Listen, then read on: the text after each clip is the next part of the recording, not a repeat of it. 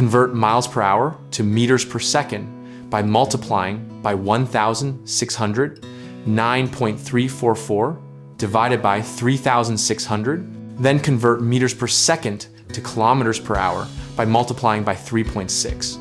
Or convert directly from miles per hour to kilometers per hour by multiplying by 1.609344. Think of units like Lego blocks that must match to connect.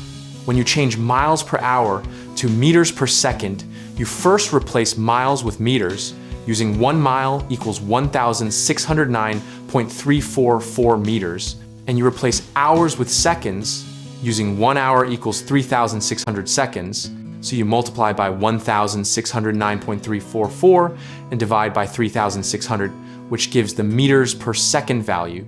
And to go from meters per second to kilometers per hour, you scale meters to kilometers by dividing by 1,000, and seconds to hours by multiplying by 3,600, which together multiply the speed by 3.6, or you can simply multiply miles per hour by 1.609344 to jump straight to kilometers per hour. Students often forget to convert both the distance and the time parts, so they end up mixing miles with seconds or meters with hours.